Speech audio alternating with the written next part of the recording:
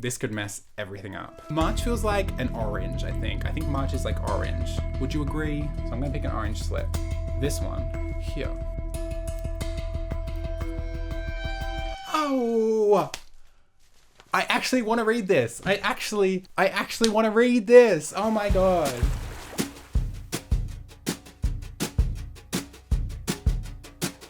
Hey guys, my name's Angus and today I'm going to be doing my TBR Reaping for March 2021 and also going through all the other books that I want to read this month. So if you don't know, I've been doing this thing where every month I will draw out one slip from each of these jars. One jar has all the books unread on my bookshelf, so it's my way of slowly getting through them, and the other one has a reading prompt that I have to fulfill for the month. It's usually really fun, or it's usually really infuriating and I get really upset. It's frustrating, but it's fun. I had a really big reading month the last month, so this month is probably gonna be a little bit less. I'm gonna slack off, I can tell you now, but I still have a few books I wanna go through, but before that, we're gonna do the TBR Reaping. We're gonna start with my bookshelf jar. Okay, I can't remember which color we did last time. March feels like an orange, I think. I think March is like orange. Would you agree? So I'm gonna pick an orange slip. This one here. Oh!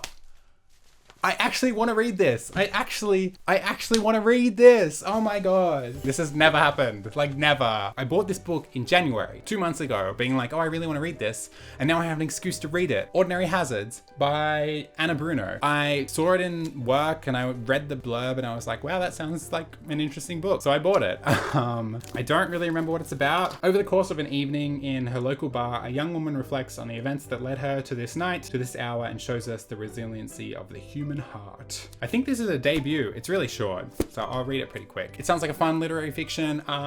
Yeah, I can't believe that. Oh my god, this is so exciting. March is going to be a good month. That was an amazing way to start this off. Okay, and now we're going to do the reading prompt jar. This could mess everything up. What other color shall we do that's like March? We've got blue, yellow, pink, or green. I think green. Green feels like March, right? Let's just do that. Okay. I'm actually scared because I feel like this has more power over my month than the other slip, so.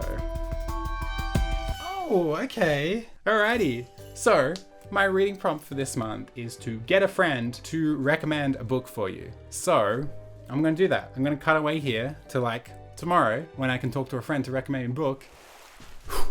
Alrighty, so it's a few days later and a few days ago I texted one of my close friends who is a really big reader of like cozy crime stories, and she recommended me something, so I went out and got the book. The book she picked out for me is Finlay Donovan is Killing It by Ellie Cosimano. This one sounds really fun. As soon as she described it to me, I was like, I need to read that. This book follows a struggling novelist who is overheard discussing the plot of her new book to her agent at lunch and is mistaken for like a hit woman, and then inadvertently gets asked to dispose of a problem husband. And of course, because Finlay Donovan is a struggling novelist, she decides why not and takes it on. Just sounds like a really fun setup, and it's apparently a lot of fun, really funny. So I'm super keen to read it. I really love the jacket too. I just think it's nice and simple. But yeah, that's my pick for my reading prompt, to read a book recommended to me by a friend.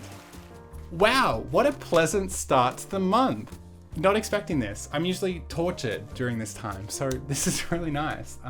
Yeah, I couldn't have asked for better things. Like, oh my god. April's probably gonna kill me now since I'm having such a good time now. Now I'm gonna talk about all the other books that I wanna read this month. So the first book that I wanna read this month is These Violent Delights by Chloe Gong. This is a YA historical fantasy debut from a 20-year-old. I think she's 20, or she was 20 when she got this publishing deal, which is insane, and it just makes me feel old. How? Like, oh my god. Good for her, honestly.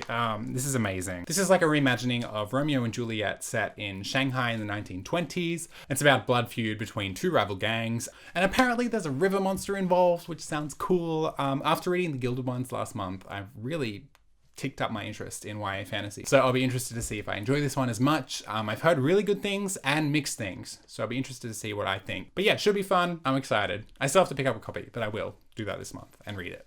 The next book I want to read is Honey Girl by Morgan Rogers. Honey Girl is a queer contemporary new adult, maybe. I'm not really sure about the age categorization. Our main character is like a straight A high achiever who has her like path in life completely set, but then one weekend on a girl's trip to Vegas, she has woken up in Vegas and she's married a girl who she doesn't even know the name of.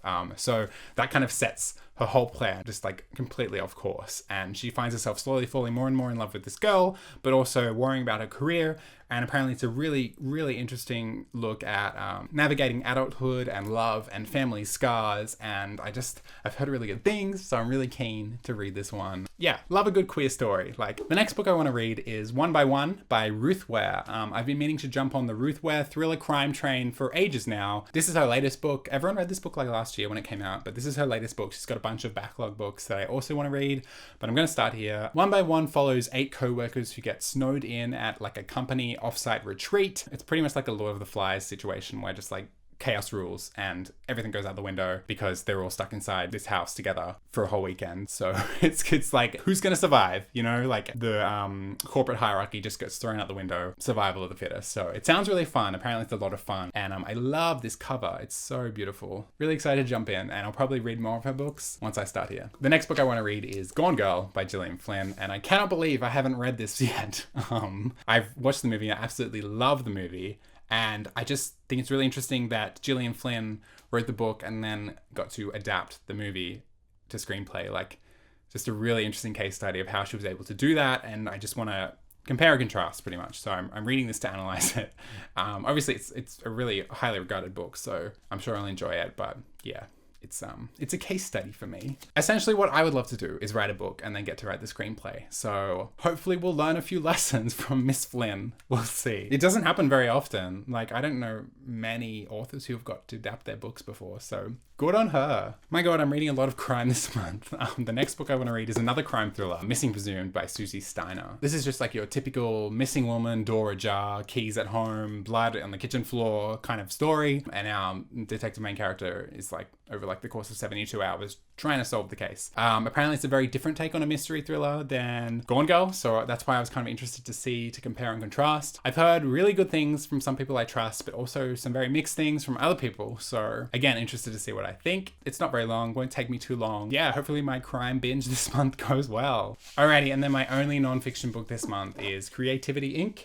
by Ed Catmull, who is the founder of Pixar. It's about like creativity in a business world and how to like let your ideas thrive. I write a lot of kids content. It's one of my main avenues that I want to go down. So I just thought it'd be really interesting to have a look at this and just see what he has to say, because Pixar is very, very good at what they do. And so it's a good resource for me, really. A lot of these books are resources for me. So it's really good to read for work, but it's also good to read for fun. So hopefully I still enjoy these, even though I'm reading them for work pretty much. So alrighty, and the last book that I want to read this month is The Absolute Book by Elizabeth Knox. I was supposed to read this last month, you'll probably remember, but I never got around to it because it's absolutely chonky and I just didn't have time after my 11 other books that I read last month. So I'm going to hopefully get to it this month. I'm not going to repeat what it's about. You know the story. It's like an author and a detective go on like a trans-dimensional crime solving something or other. It's like Neil Gaiman meets Aaron Morgenstern. So it sounds right up my alley. So hopefully I enjoy it. And hopefully I get to it this month. Alrighty, those are all the books that I'm going to be reading this month. Let me know if you've read any of these and what you think. And let me know what you're going to be reading this month. And I'll see you next time in another video. Bye.